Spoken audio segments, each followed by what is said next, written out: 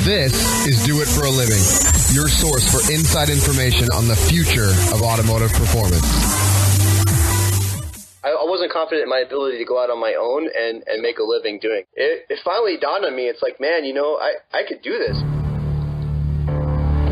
What's holding you back from starting or growing your business into what it can be?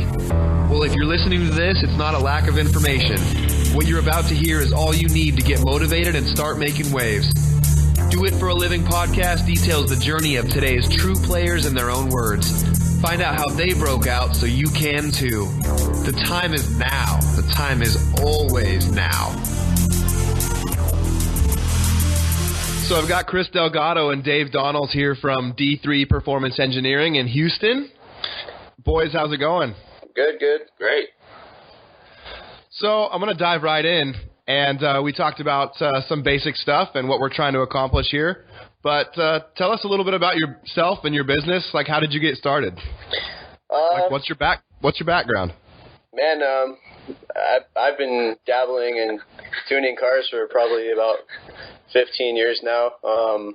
Throughout that time, ever since I was a little kid, actually, when I was probably 7 or 8, I was messing with carburetors and, dirt bikes and four-wheelers. And, as I got older, I would go around neighborhoods collecting old lawnmowers and weed eaters and stuff that was broken, and I'd figure out how to get them running again. I'd turn around and sell them to pawn shops, and I actually used to fix broken weed eaters and lawnmowers for pawn shops. They would buy them broken, and I would go and pick them up and fix them. They'd pay me like $50, and they'd turn around and resell them. So I did a lot of that back before I actually got into the tuning side of things, and done a lot of application development. I have a programming background and pretty strong electronics. I wouldn't say to an engineering extent, but I understand electronics pretty well, and I can kind of tell an engineer, hey, this is what I wanted to do, this is what I needed to do, this is how I think we can get there. Right, so you can speak the language and communicate what you're trying to accomplish. Right, and I think all those kind of things combined, just after the years and years of doing programming and working on engines and being an electronics part of it, I mean, tuning cars and doing the electronics is just kind of a natural path that I ended up on. So let's step back for a second and let's let both of you guys introduce yourselves and what your role is at D3. I guess I'll go first. This is Dave, by the way. So I mainly kind of do a little paperwork here and there, but I mainly do the part design. I was the fabricator from the beginning. Now we do have 2 other people here to do that. So I mainly do product design and just kind of help with the little things going around the shop. He handles a lot of the business side of things too. Yeah, paperwork, the unfun stuff. The stuff that's got to happen. Yeah, it sucks. But, Initially, I was doing all the tuning. I was doing wiring. I also do a lot of development work together with ProFi. They do a lot of custom stuff for us. Now, I pretty much handle all the higher horsepower builds as far as, design and, what's going to go into it. I do all the high horsepower race car tuning stuff. We actually have a tuner that we hired recently to handle more of the day in and day out stuff. So that kind of frees me up to do a lot more development work. Electronics department, basically the electronics division and the motorsport division. And I do, me and Dave together collectively, we manage the techs, and we have a full-time wiring guy now, so I kind of just walk around a few times a day and make sure they're doing what they're supposed to do, and so it's a good collaboration of efforts to make the shop run. Nice. So you guys work well together, and have you guys been friends for a long time? How do you manage that? Man, we actually met. We're going back to the Honda days. Yeah, way back in the Honda days. I was street tuning cars as a hobby, on the side, and they had a shop that they just started up, and I tuned this car for another shop, and we went over to the street race, and this car was like whooping everybody's ass, and Dave's like, "You tuned that car?" And I was like, "Yeah, I tuned that car." And he's like, "Why don't you come over here next week and we'll see how good your tuning skills are." He wasn't tuning very nice cars at the time. He wasn't given that chance, and I would not say we had the best cars either, but we had a little bit better cars, and I had a car that Jesus Christ, 2 people tried to tune it and just could not get this thing to work right. I'm talking about they put a good 2 weeks in this thing. He comes over in 30 minutes, all of a sudden this car's breaking necks, going crazy. So I was like, oh, all right, well, you tune my cars now, work for me. And he was like, all right. And that's kind of like, it's kind of how it all started. Yeah. And it gradually progressed from there over time. Dave's first shop, they started out was like 1,500 square feet, no electricity, no power tools, just hand tools, milk crates, to sit on, and in the dark, basically. Yeah. And when was this? That shop I started, 2007, I think it was, right around that area. Yeah. I basically needed to pay for my racing, and that's how we did it. I think like every other shop in the world. So, Dave, take us back to that. What was the name of that shop and what happened there? And take us to a situation that was probably not the best. And tell us that story. There was a lot of learning in that. I know some people that have now started businesses will run into the same problems, and maybe that you can help from them. But that was kind of just started just to – the shop's name was Secret Services Auto, and it was started just kind of like, oh, we like doing it. We can make some money doing it, so let's do it. And there was a lot of problems with that because there was no business plan. There was no set goals. I had no idea about anything on the business side of things. I knew how to make cars work, how to make them go fast. We partnered with the right people like Chris and everybody, but we just lacked like the business sense. The right way of doing things. And ultimately, I think we went 3 or 4 years, and we had a lot of people sending us work. We were getting a really good name for ourselves, even though we were mainly specializing in Hondas and Supras and stuff like that here and there. We just weren't ever really making money. Yeah, but we were like literally everybody that worked there, myself included, we really weren't making money at doing it. We were working ourselves to death. I mean, we all really weren't seeing our families. Some people were losing relationships, but we all loved it so much. And it was like pretty much, it was my company, but it was everybody's baby. But in the end, I just got really tired. I was just completely burned out. I didn't take any time for myself, and I ultimately ended up selling half of the business to another person to kind of help me.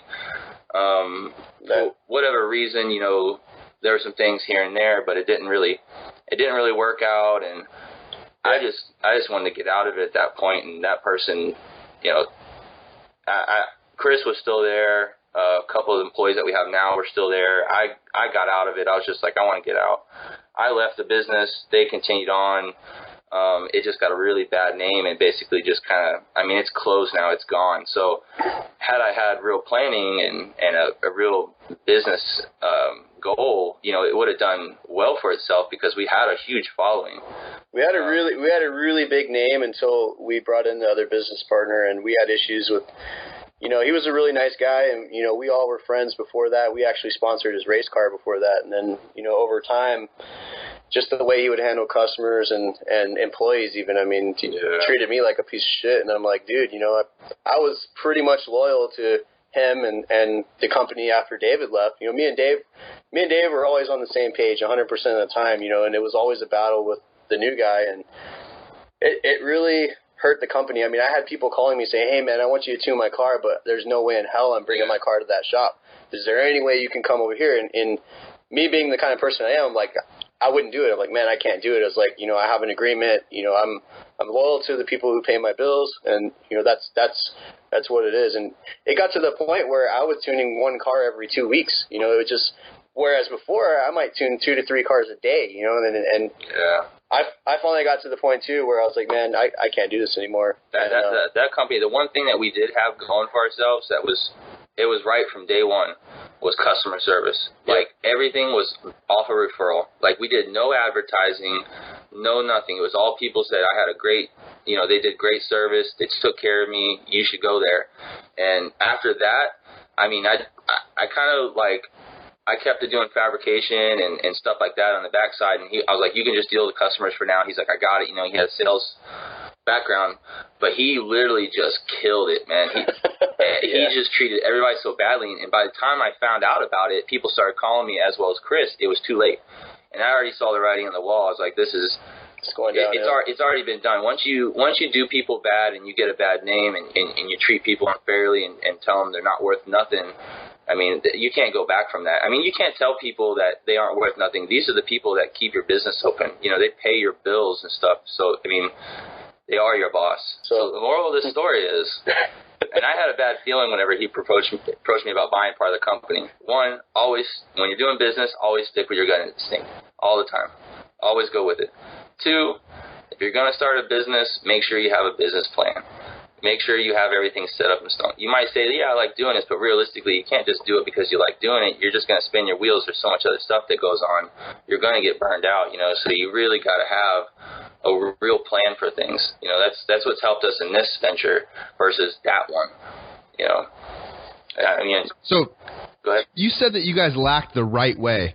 What's the right way? Like, what are you doing now differently, and what advice do you have for people that are, you know, up and coming? Well, when I approached Dave, you know, and actually this is kind of jumping a little bit ahead, but when I approached Dave about this whole thing, I was like, look, you know, we've been through all these things, you know, we've seen what works, what doesn't work. I was like, we have a lot more knowledge now. Let's do this right this time, and we can make it happen. And what we did is we sat down and we basically decided, you know, how we were going to do things, you know, what our goal was.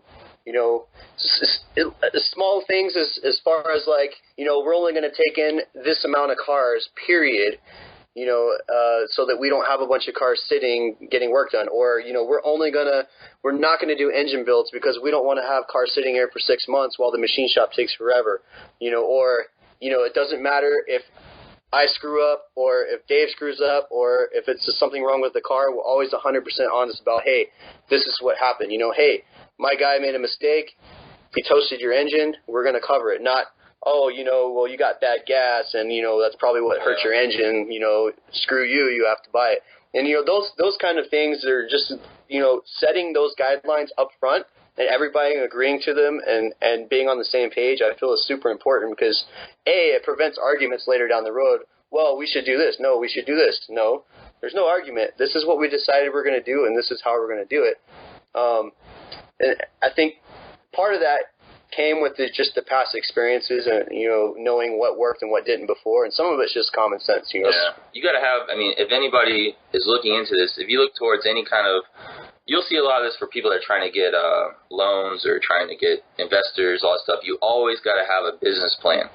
You have to have everything you want to do. What vehicles are you going to work on? Why? What problems are you solving? How are you going to, you know, what's going to be your budget? You know, how big of a facility are you going to have? Where do you see yourself in 2 years, 3 years, 4 years? You know, you got to have all that up front because if you just go with the flow, I mean, you really need to be kind of in control of everything. And so that's exactly what we did, and it worked out awesome. I mean, we got, you know, the shop here is only 5,000 square foot. Our old shop was 12,000 square foot with more parking. We make way more money in this one. Everything goes a lot smoother. I mean, we knew, you know, we had that plan. All you had to do was follow it. So that's killer. I feel like you guys sat down, figured out what you're going to do, and more importantly, what you're not going to do. Right. So is that hard to do, determining who you're not going to help? That's like the hardest part, wouldn't you agree? Yeah, and that was something, you know, when we first got started, and we knew that there was going to be some transitional things. Like when we first got started, we kind of just took in a little bit of everything, and then we had this end goal. Well, like as we go forward and as we become profitable and, you know, we build up, you know, some momentum, we're going to start kind of tapering off some of these projects that we don't really want to be involved in because they're problematic and start moving towards other things. Like from the very beginning, our goal was to do product development and race car. That was it. Like we didn't want to do everyday, you know, in and out stuff, but we knew that to get to that point, we had to do everyday service work. You know, from the very beginning, we're like, we're going to have one service guy and we're not going to be a service shop. We're not going to have 10 lifts in here with a bunch of guys working on them. You know, so there's definitely like transition, and you have to do some of the stuff that you don't want to do to get to the point where you can do what you do want to do.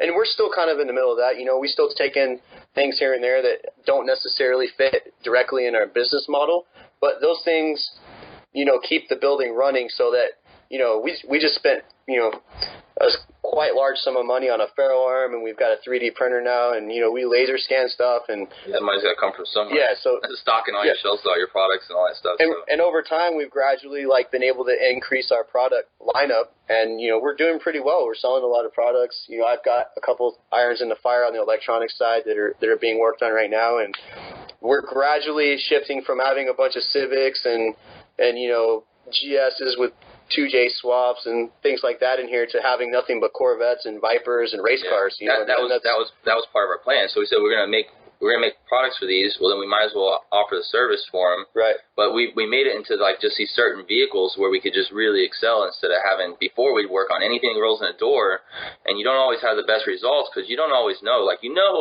What needs to be done, but you don't know every component to get to that end result. So your results are kind of not all that great. Versus now, it's like, we got this stuff dialed in. I mean, you want a 2,000 horsepower Corvette, you call us right now. Bing, bing, bing. This is what it's going to take, and we can deliver it in X amount of time. Right, because you can either spread yourself thin or dive deep into some specific platforms and be the best in the world at those things. And that helps with our product design as well. And that's kind of that was in our, when we made our original business.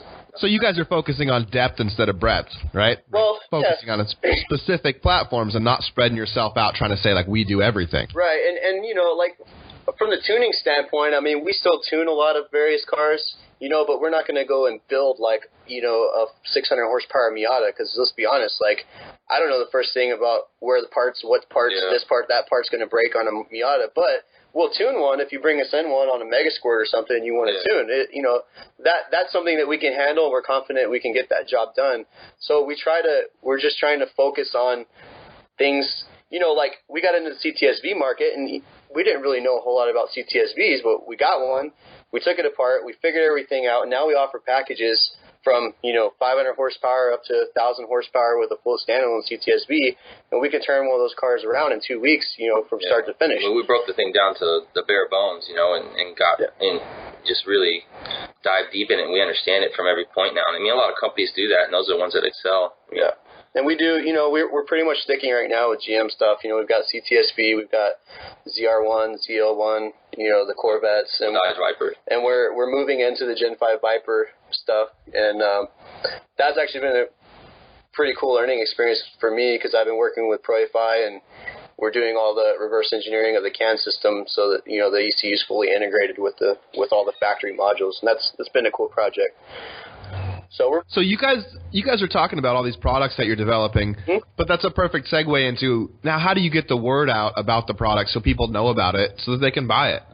That's all advertising. I mean, originally everything we did was word of mouth, but we kind of took a little leap. We spent some money and we did a couple ad campaigns, and that really paid off. I mean, it was surprising how much response we got just from having some nice, billboard ads that we could post up in forums and we became sponsors on a few forums that were specific to those platforms, and it really made a pretty huge difference. I want to be clear about some things, though.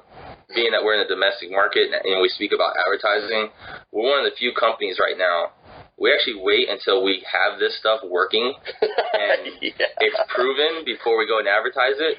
I guarantee you right now, 6 months, as soon as you hear about a new car that's going to be released, like let's say, the new generation Corvette was coming out, there was already a bunch of GM companies that were already saying they already had packages for them. They weren't even out yet. Yeah. They didn't have their hands on them. So basically, they were building the packages, and they weren't sure if they were going to work yet. Yeah, our advertising is a little bit differently. We're probably not as money hungry as the other companies, but we just kind of choose to do it right. So, but we do standard advertising just the way anybody else would. You want to see who your client's going to be and where they're going to be, and you just kind of hit up those spots, and make sure you have a good presentation and you're not bullshitting, and they'll usually embrace it. So do you guys focus on forums then?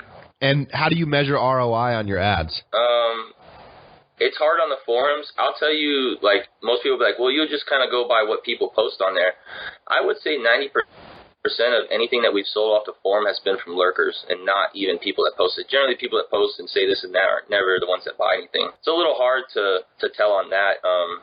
One of the tricks I use, and other companies could use it, is I simply ask the question when they call to order something. I ask them, hey, if you don't mind me asking, where did you find out about this? All right, so you guys were involved in secret services, And then now you're doing D3. So tell us about the point from quitting and getting away from Secret Services, and then what happened between then and now. Like, how do you go from Secret Services? What did you do in the meantime? And then when did you start D3? Can you tell us that story? I kind of just did some side stuff. I did some engineering work for some other companies, part design and all that stuff, and just generally took kind of a break. Chris actually went a little bit farther.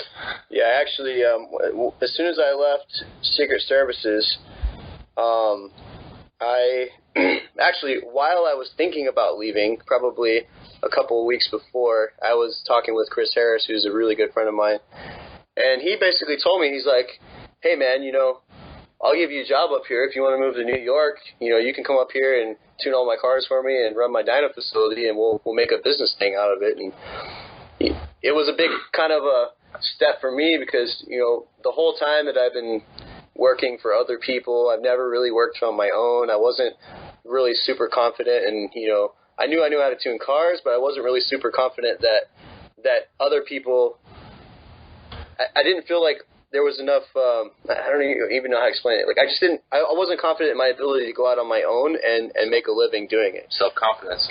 So how do you overcome that lack of self-confidence? Man, it was honestly, like, I have to attribute a lot of that to spending time with Chris Harris because, I was up there for a few months, and we worked out a deal. He's like, well, come up here for 6 months, see how you like it. And if you like it, we'll move your family and everything up here and we'll make this happen. And I spent a lot of time driving with him to work and back and forth every day because I was staying at his house for a couple of weeks until I got my own place while I was there. And, just listening to him and about how he started his business and how he handles things and,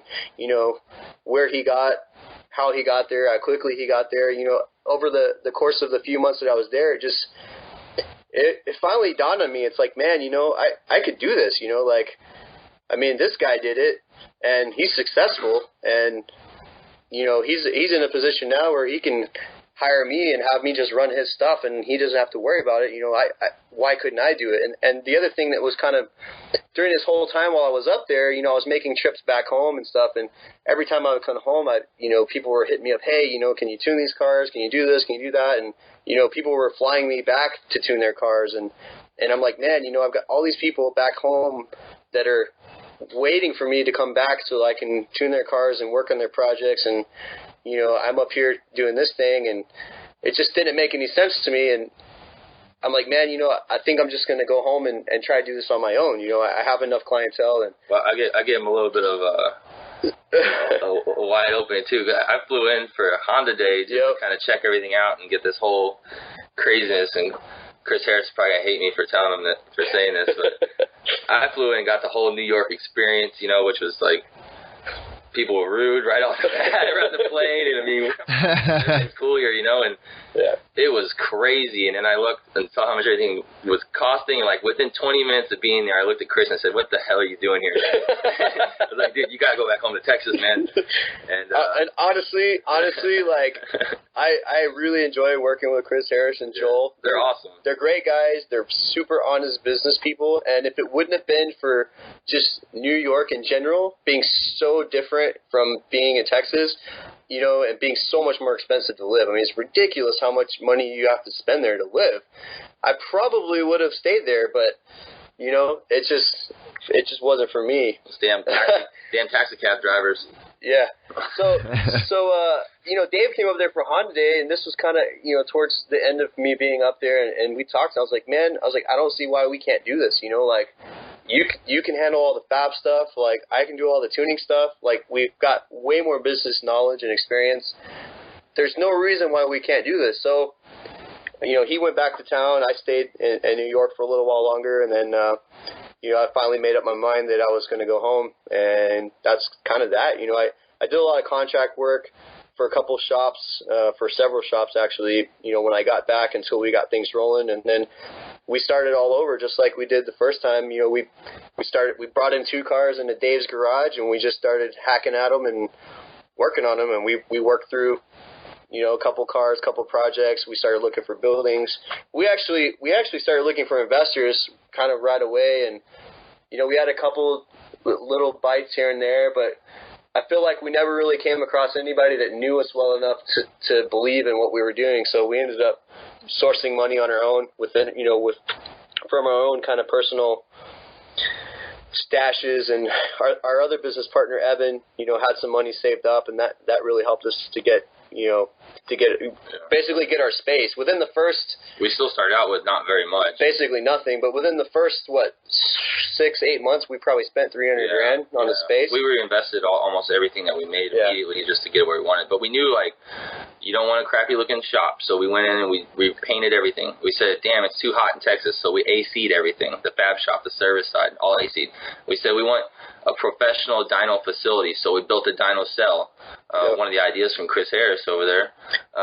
We pretty much looked at everything that we ever wanted in a shop and every issue that we'd ever run into and said, okay, well, we're not going to open this shop until we have everything in place and everything is exactly how it needs to be. And that really has paid off in the long term for us. And then you go on the business planning side of things. We said we don't need, I must have had the world's largest dyno before. And it was an awesome dyno, don't get me wrong, but it took up so much. It would be like half our shop now. And we're like, we don't need that. Yeah. So we found a dyno that fit what we needed. It wasn't like a want. It was what we actually needed, and we got it. And, instead of doing like the biggest dyno, we did like a really good dyno with loading, and then we put in a dyno cell, and Chris got all the tools that he needed to like really tune these cars to the maximum. I don't know. Everything we did on this, we wanted to be, we're real specialists too. We don't do things that everybody else does. We're not just installing parts.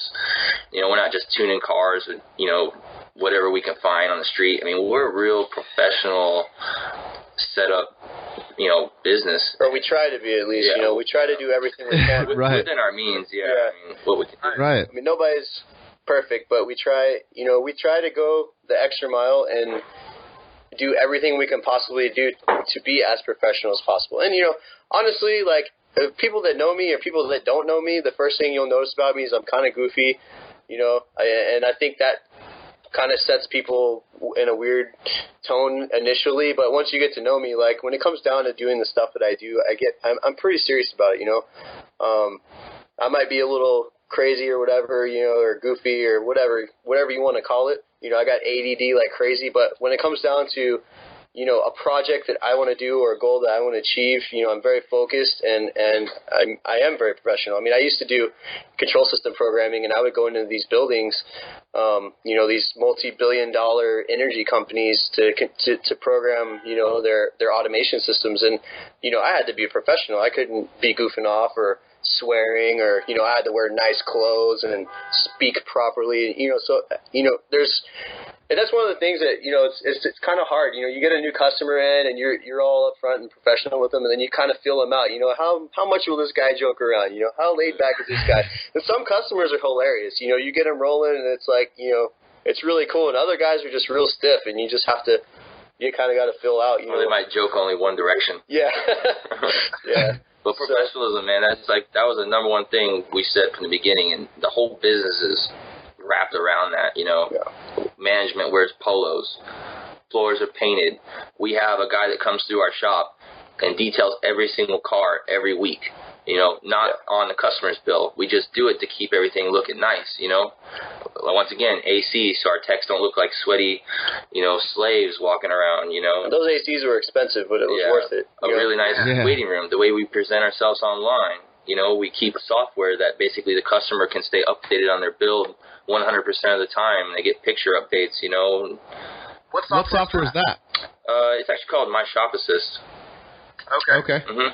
Yeah, we've been using it for about, 4 or 5 months now? Yeah, we got a twin-turbo Lamborghini, came in today, it was from another shop. In the software, I documented any damage that was done to the car, anything that was weird. It has every task that we have to do, what tech's going to be working on it, and the customer can check this stuff out at any point in time from their home, no matter where they're at in the world. So there's so many takeaways from what you guys just said. Previously, you were a service shop, Now you're focused and actively focused on product development instead of just services. So I want to talk about that. And then I also want to talk about, how much money did it cost you guys to get your shop up and running? And then how do you justify that expense? So you don't have to talk about actual dollars. You mentioned, a large number. But how do you justify spending that expense? How much time do you allow for repayment? Man, I mean, really, there was no really justification needed. It's like, this is what we need to do to get where we want to go, and we just did it. I mean, you know, now we're a little bit more particular about what we spend money on, you know, but at the very beginning, it's like, you know, we needed a dyno, we needed lifts, we needed ACs, we needed the floors to look nice, we needed to paint the walls, we needed computers, you know, we needed all these things. And we were still budget. I mean, yeah, we did all these nice things as much as we could, but, you know, and even then, you know, like all our fab equipment, the welder was a 1985 Synchro 300 welder that we had to get fixed, but it worked. You know, all the drill press and lathe and all this stuff, that was actually our business partner Evan's grandfather's that their family let us have.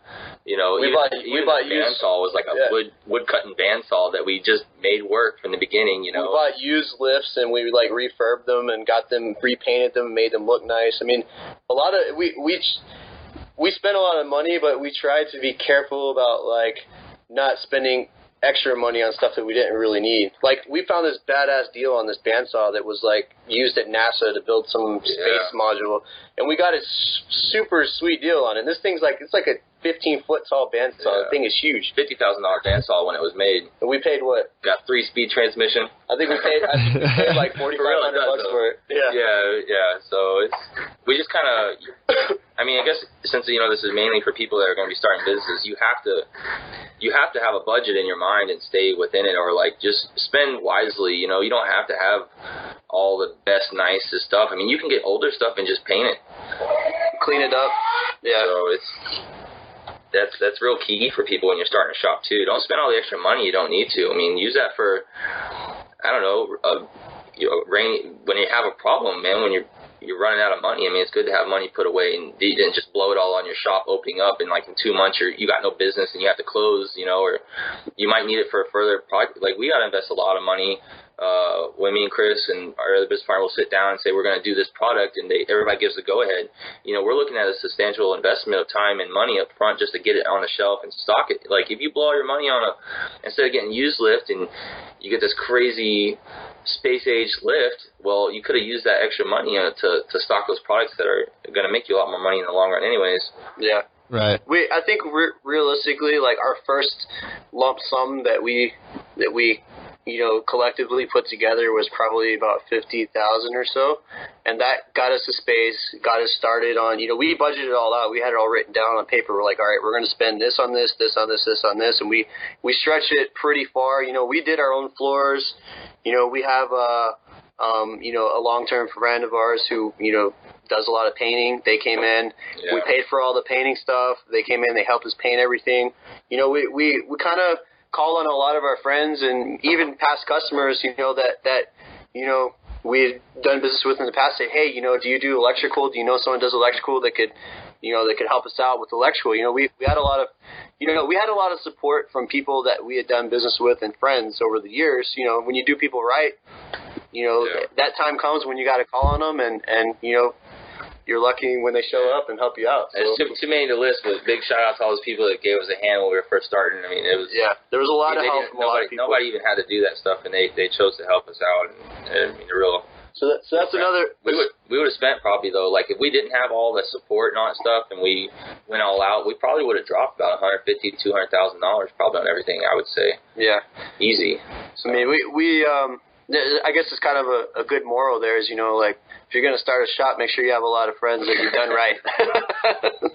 Right, because you're going to need to lean on all the people. Yeah. Make sure you help them out, too, when they need something. Yeah, and we always, in return, I mean, I've got customers here that have been here since day one that came in after hours to help us get projects done when we had nothing in the shop yet. You know, we just had painted floors and a roof. And, you know, that guy shows up, he's like, hey, man, you know, I got this new car. I'm like, throw it on a dyno, dude. I'll tune it for you. I don't charge them. Lifetime tunes. In and out, you know, like, and you know, that goes a long way with people. You know, you gotta, you know, you can't do everything for free for everybody, but you definitely want to help out the people that helped you.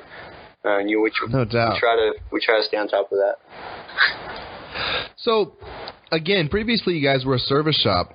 So why are you now focused on product development? Well, you guys have determined that product development is you know, more profitable or more successful or more scalable. So the thing about service and tuning is that it requires manpower.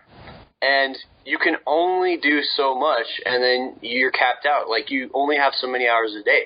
So, you know, when we sat down, we talked about it, we're like, look, this is, you know, we want to make real money doing this stuff. And the only way to make real money doing this stuff is to find ways to make better use of the manpower that you have. So product development was a natural thing. I mean, you look at people like, you know, AMS and Injector Dynamics and, you know, a lot of these other companies that are doing very well. They're very successful companies. You know, they sell products. Like, that's where it is. Like, the companies that sell products are doing a lot better than the shops that are just swinging wrenches. We've got friends that have shops and all they do is swing wrenches all day, and they're still doing the exact same things they were doing 10 years ago, living paycheck to paycheck, you know. And here's some great advice. If you look, I mean, let's be very realistic. You look at shops, real shops, like, hey, I install superchargers, and that's basically about it, you know, head cam packages, whatever, build Hondas, whatever it is you do. They really have a shelf life, honestly. I mean, what's the average one stay open for? 5, 6 years, and they go under a lot of times. I mean, some make it 10 years. Yeah. They struggle, and then eventually they're gone. Because they're not really solving any kind of issue. They're not solving a problem. They're just doing this. Well, guess what? Anybody that can swing a wrench can do that as well. So then you're going to have all these people that are going to be against you, that are going to be kind of taken away from your money stack. So there's always somebody in the service industry, even in the tuning market. I hate to say it, that will do it for cheaper than you'll do it, and they'll do it out of their garage with no overhead. And you know, they're going to displace some of that customer base. You know, and yeah, products is another avenue, as well as I want to make something too. We're a very specialized shop as well. You know, we do motorsport grade harnesses. Not everybody can do that.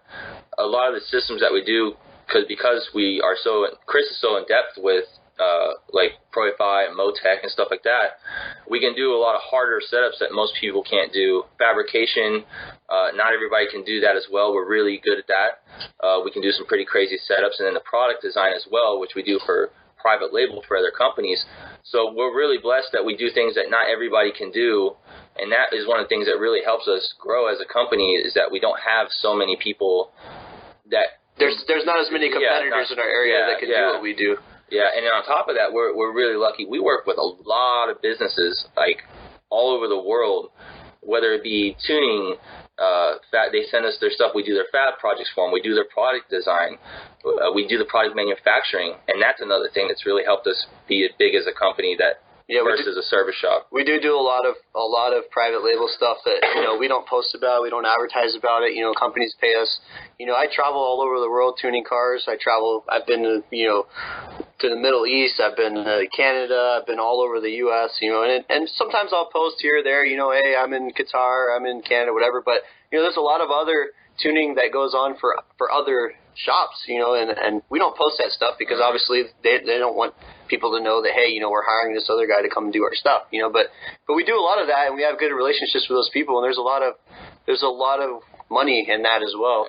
In product development, especially. I mean, we're specialized. I mean, that's the thing, and they need us. You got to find that thing that you can do that sets you apart from everybody else, because there's tons of people out there that can weld some pipes together and they can bolt on a supercharger or throw a cam in the car, and if that's all you do, you're going to have a really hard time being successful. I mean, I wouldn't say you couldn't be successful, but you're going to have a hard time, you know, making a living for yourself that's above a profitable one. Yeah, I mean, it's just right, and scalable. Right. The big thing that I want to take away here is people need to realize that there's no barrier to entry if you're a service shop only. There's nothing that's going to keep somebody, we call it whack-a-mole, there's nothing that's going to keep somebody, another whack-a-mole, from popping up, and look, they steal 5 customers, and then they go away, but another whack-a-mole pops up, and then they steal 5 customers, and then over time, there's nothing that keeps these guys from just going away. So you're in this constant circle of just struggling and working hard and trying to make it happen, and like you build these relationships, and someone else does it cheaper,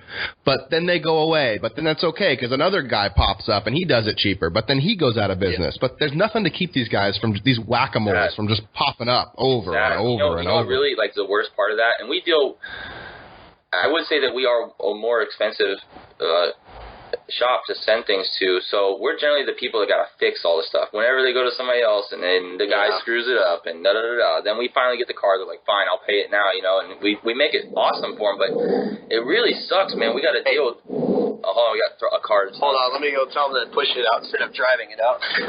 Yeah, but one of the biggest things that we have to deal with is just customers that have been done bad, you know?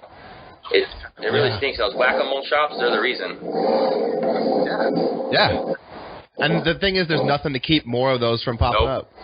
That's the main thing with the whack-a-mole shops is that your customers, they have been beat up price-wise. They've been done bad. Their setups are all messed up, and they got to pay twice. That's what really kind of stinks about all that. The other thing that we learned pretty quick, and this is just some word of advice, is like we made a mistake of, we had this one build come in. This guy's like, no budget. He's like, I want to do everything that we need to do to make this car, reach X goal. And I'm like, all right, I know what we need to do. Let's do this. We quoted this whole project out. This is going to be like, about $170,000 project or something like that? Yeah. I mean, this is a big build. This is this was like a break some significant records kind of build.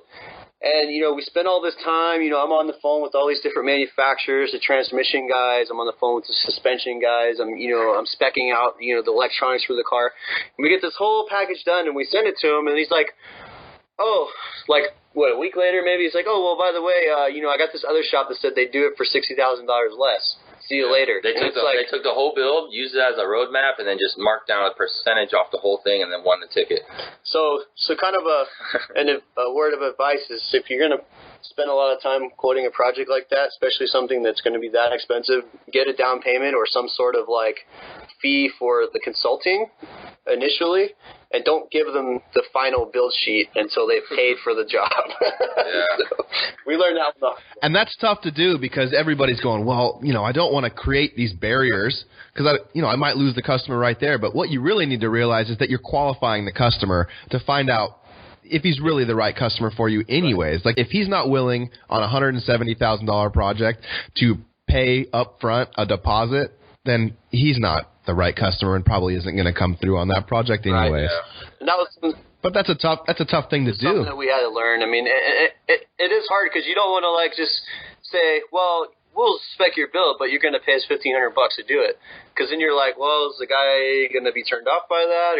But the flip side of that, you think about it, it's like, well, this guy came to you because he knows that you can get the job done. So if he's really serious about it, he's not going to have any issue paying for the consulting, there's kind of two sides to it. It's tough. Dave doesn't really have this issue, but I've always had an issue of charging people. I have this hard time of all right, this thing costs $400, charge them, well, that seems a little expensive. Let's charge them $375, because I've always had that concern that maybe it's going to be a little too much and they're going to be upset. Dave's on the other hand, he's like, no, it's this is what your time's worth. This is what you're going to charge them. Do it. I'm the numbers man. So and this is I cannot express how important this is for people that are starting up the business. You got to watch your numbers. And this includes the time that you spend on things. We, the business owners, we work incredibly cheap. I mean, when we all run the hours we work and divide it by the money we make, it's pretty sad, but it's still the 2 days. And I knew this was going to happen, but it's just Chris is into it. He is the motorsport deal. That's his thing. He's got to make the deal. But he had 2 days on that. In 2 days' time, he can do 4 cars worth of tuning and all sort of stuff. So it's you immediately lost the potential business that he could have done on top of the hourly that we pay ourselves. So that's why you really got to. You got to quantify everything and got to make sure that you're taken care of. I mean, and like you're saying. So not only did you lose potentially $2,000 in tuning, but you had to. I mean, Chris had to take money out of the business at the same time. So not only did you lose opportunity cost of $2,000, but you lost 2 days worth of his salary. Exactly. And in the end, he made it so this other place can just follow the map. I mean, he already knew what it was. He was just taking his time out to put it up.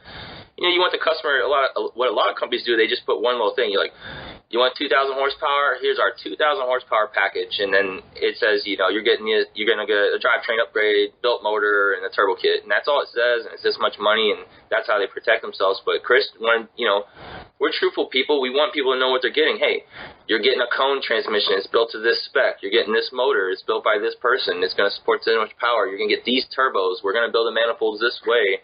But unfortunately, in this day and age, that just kind of you can't really play it by the rule. But yeah, I mean, if you get, it's just like we take tuning deposits now because we had people that make a tuning appointment and wouldn't show up. So you lose that spot.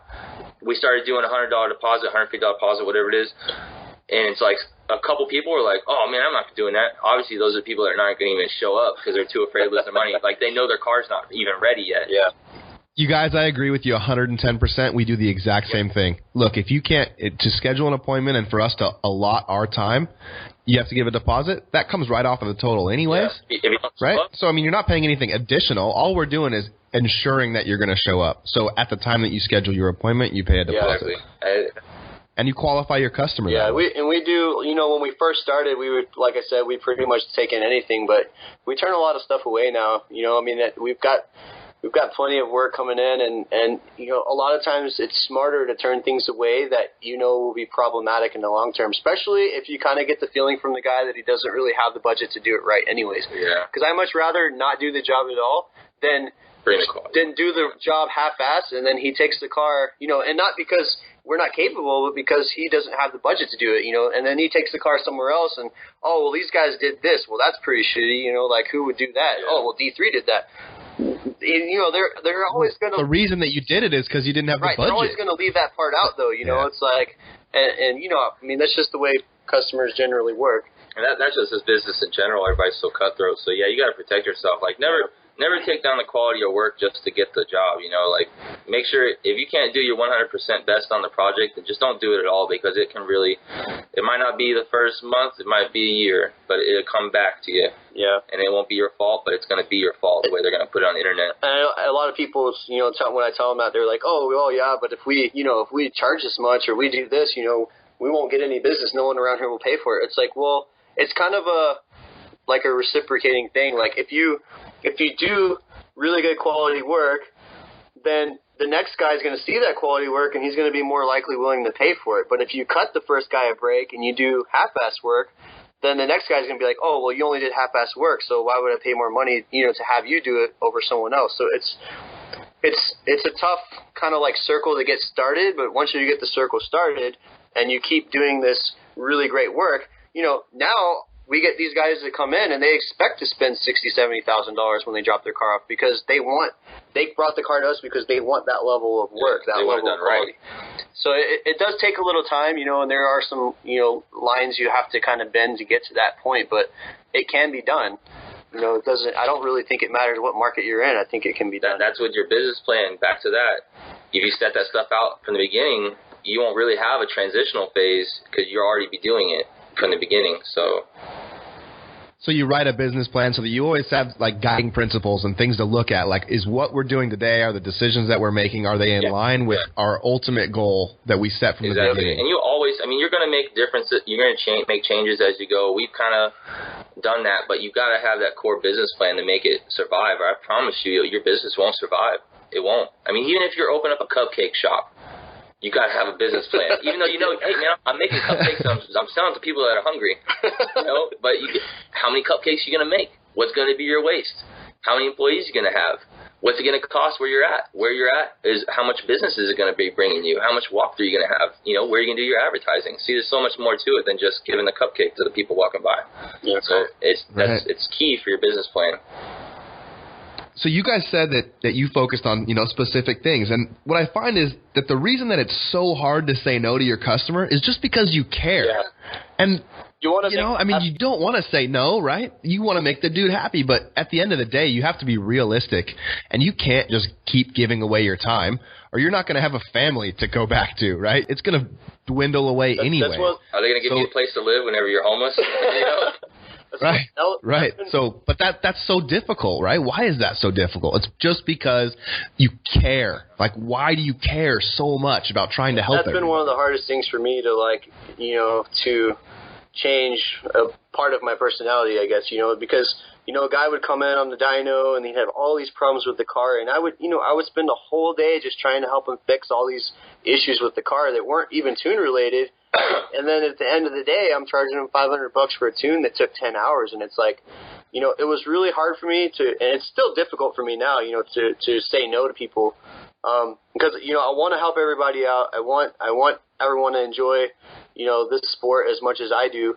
And, it's just the kind of people that we are. And I think a lot of us in this industry are that same way. Otherwise, we wouldn't be doing it in the first place. Nobody really gets in this industry to become a millionaire. They get in this industry because they enjoy doing this, and they enjoy the community of people that they are surrounded with while they're doing these things. And I feel like this is probably a common problem for a lot of people in this industry, but it's definitely something that you have to work past, because if you don't, you'll have a hard time making a decent living, much less a great living doing it. Yeah, and it goes back to a lot of people don't watch their numbers where you can see this stuff actually in play, Like you spend all day tuning this one car and it has issues. It's going to come back twice because it's never right, even though you knew it was never going to be right. So it's going to take up your time. Well, your dyno costs this much a month. It takes us this much square footage. Your time is worth this much. Divide it out, all that stuff. A lot of people don't do that, and they don't see that why you have to do that, Yeah, like, every now and then we get to a point where, like, all right, we've got all these cars coming through. Why the hell do we not make any money this month? We have to sit back and look at it and be like, oh, well, because we did this, this, and this. Well, all right, that was dumb. Let's not do that next month, And it is a constant learning process. I mean, none of us are business majors or went to school for it. I mean, Davis never went to school for engineering. He learned all that on his own. I learned a lot of stuff just from my past business.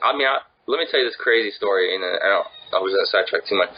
We used to build turbo kits turnkey for Hondas. I laugh at this. It's so funny because I wasn't watching the numbers. This was another problem with my last business. And this is right when we first opened. I mean, we changed it later on.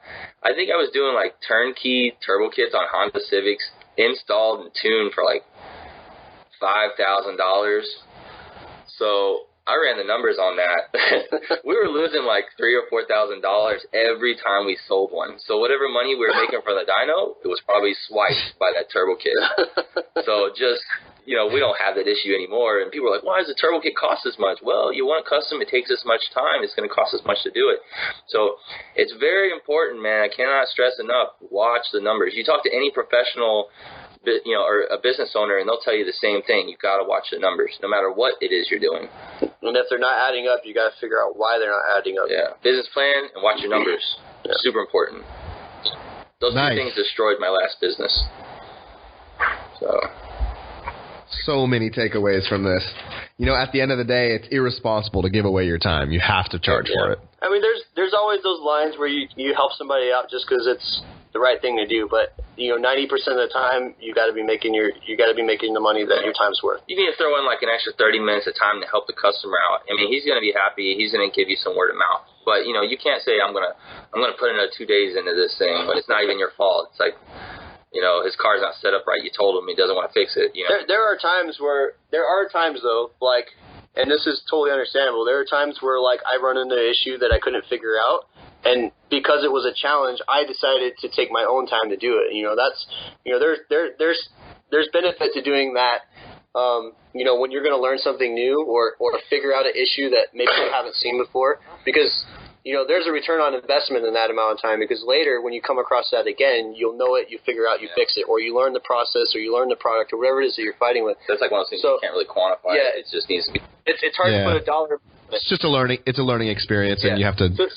Just chalk it up to that. So sometimes, it's okay, but as long as you're getting some kind of return on it, but it's like R&D. You can't really count the numbers too much on that. You can give yourself a limit, but some of that's going to be kind of like you're learning. And it's going to, a lot of times I design a product.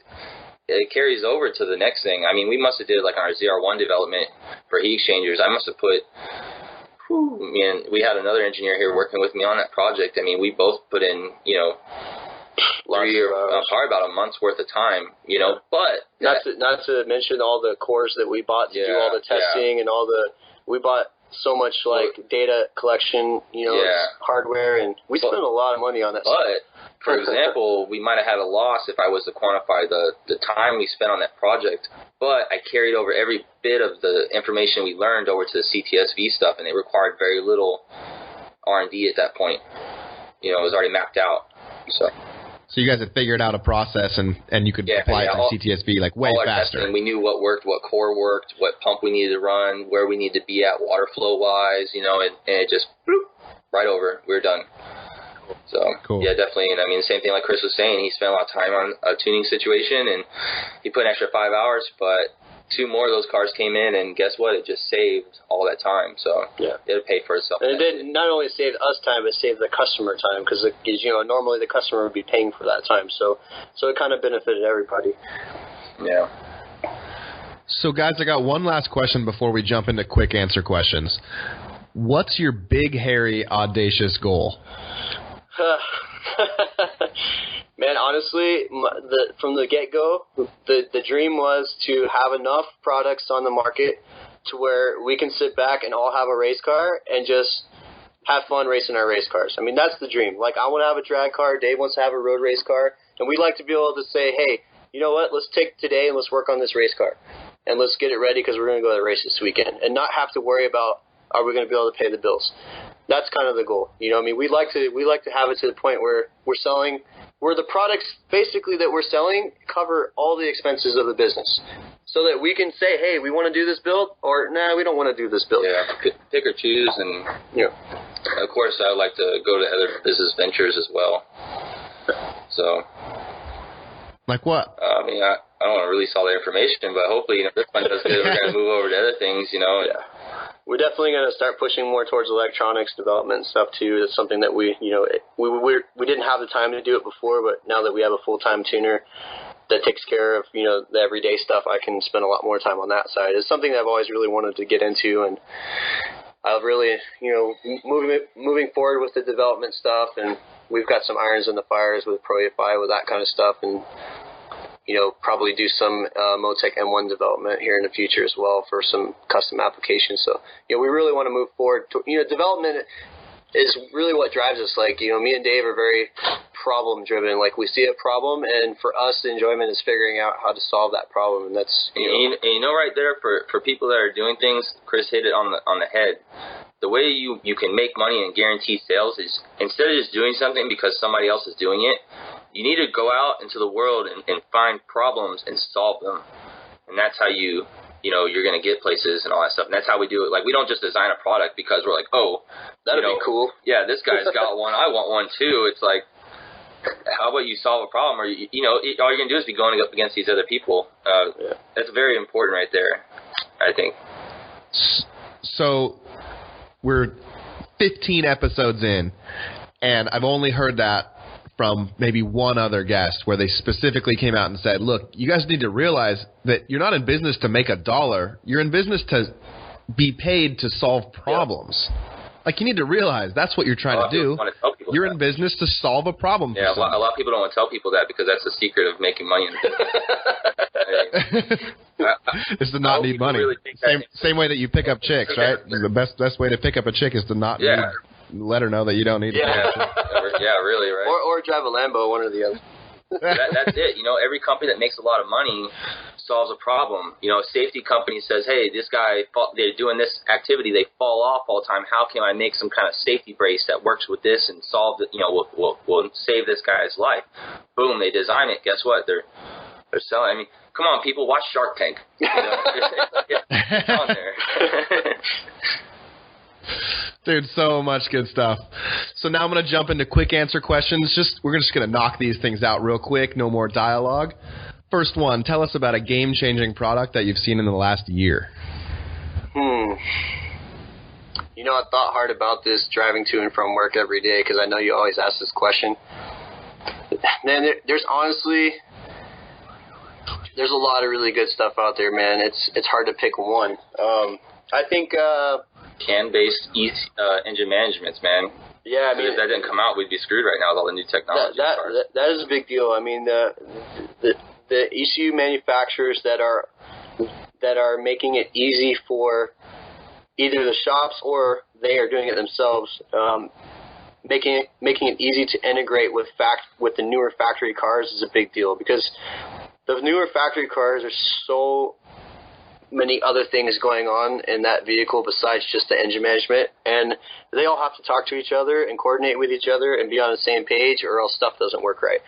So I think that's a really big deal. Without the ability to tune the vehicles, you can't really these cars nowadays, you change one part, they throw a check engine light, they don't shift right, they stumble, they don't pass emissions. So having that ability opens up the aftermarket too. So I mean, Well, it continues to allow the aftermarket to develop product, because if you can't tune these new vehicles, whether it be stock ECU or standalone, there's no you're not going to sell parts for them, because no one's going to want to buy parts for something you can't tune. Yeah, I mean, back whenever everybody's like, and this was back when I was going to tech school and stuff, they're like, direct injection's coming, it's going to be the newest thing, dual clutch transmissions. Everybody's like, oh, it's going to be the death of performance. Here we are, racing direct injected vehicles, dual clutch transmissions, 8-speed automatics, 7-speed manuals, active diff control, and it's really on part of the, the engine management people that allow us to do this. Fair enough. What software program are you guys using daily? ProEvi. ProEvi and HP Tuners is our biggest thing. I use Microsoft Excel a lot, I'm pretty much on ProEvi software. Are we saying software in general? Yeah. SolidWorks. SolidWorks is a big one for Dave. We use a lot of SolidWorks. Outlook. Outlook, there you go. That one's always open. That one never closes. It never goes away. How about an app? Do you have a favorite app that you guys use daily?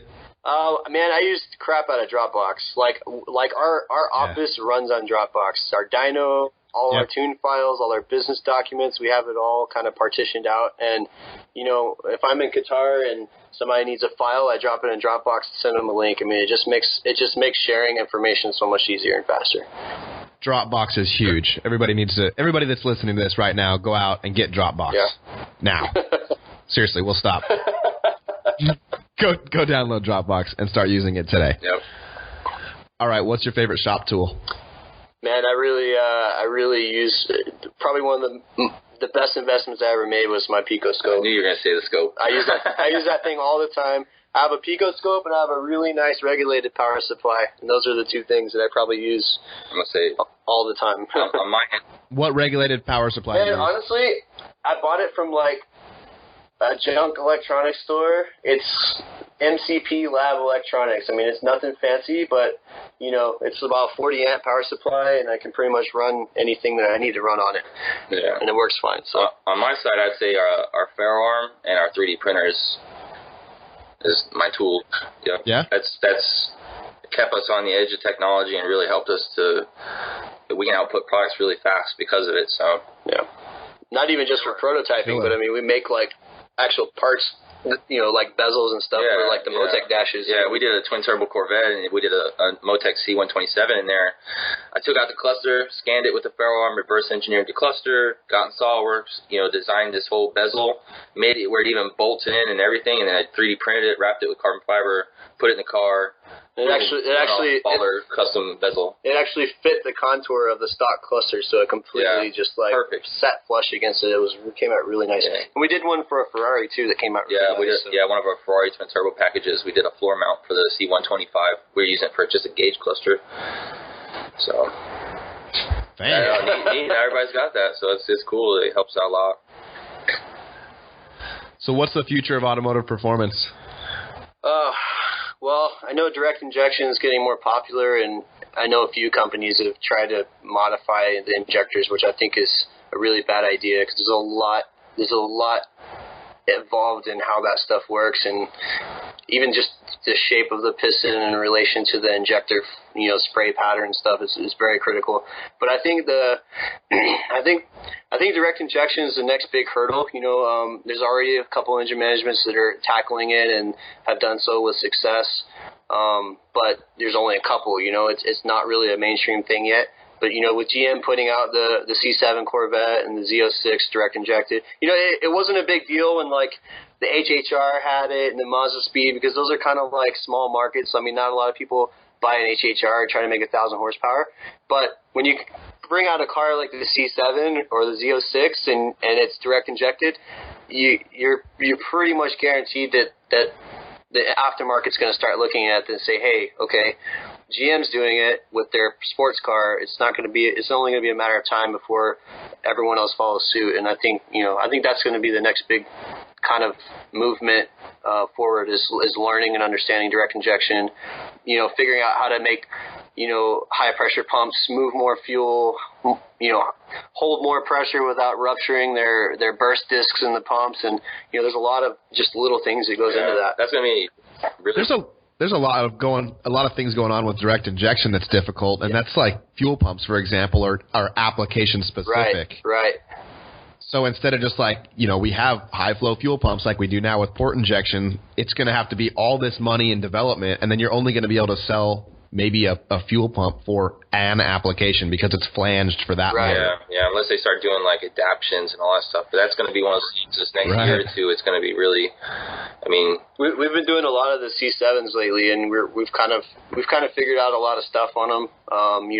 In collaboration with one of our other companies that we do private label for, and there's quite a bit of wiggle room, but when Motec releases the M1 for the C7, that's with stage injection, that's going to open the door wide open for that platform. It's going to blow up. Yeah. I know ProFi is also, he just ordered a Z06, the new one, so that he can do direct injection support for it. So, they're going to be on the front. Those two companies are going to be on the front of engine management for direct injection because they're already in it and already working on it and doing it. And the companies that get with direct injected vehicles, if you embrace the technology and go with it and don't be scared of it, that's how you're really going to guarantee yourself work when other stuff starts getting phased out, So you gotta embrace it and ride with it. Killer. So we already talked about what the future for you and your company is. So how do we connect with you guys and D3 Performance Engineering? You can keep up with our day-to-day activity on Facebook. It's just D3 Performance Engineering on there. Our website, d3performanceengineering.com, and then our Instagram. I don't know why. Yeah, my Instagram is the main shop one, but it's not even. It wasn't meant to be at first, but now it is. But it's _lag. On there, and you can see all kinds of crazy stuff, and it links to some of our other employees, and you can keep up on all this stuff. But yeah, we got a lot of stuff. There's so much stuff going on here. Sometimes we're so busy I can't even get time to take the pictures and put up there. It's pretty neat, though. It's really enjoyable. We try to keep the stuff updated, and little teasers here and there, and then we're always posting dynagraphs and stuff, just to kind of keep things moving. So obviously you can call the shop phone, or a lot of people have my cell phone number, which I'm trying to tame. Call shop number. Yeah, call the shop number. I'm trying to tame down my personal calls. I get calls at midnight, 2 o'clock in the morning, and I'm trying to sleep. Well, guys, thanks so much for joining us here on Do It for a Living today. The stuff that you provided is helpful for everybody, whether they're already established or an up-and-comer. So really appreciate you taking the time. I appreciate what you're doing, Reid. We think you're doing a great thing here. Thanks, brother. Right, Talk to you guys soon. Thanks for listening to Do It for a Living. You can find out more about this guest, this show, and even details about what we just talked about at our website, doitforaliving.net. Check out the Facebook page at facebook.com/doitforaliving and tell us who you want to hear from. And most importantly, subscribe to the podcast. Click subscribe. Do it now. Seriously. I'll wait while you grab your phone. Open up the podcast app,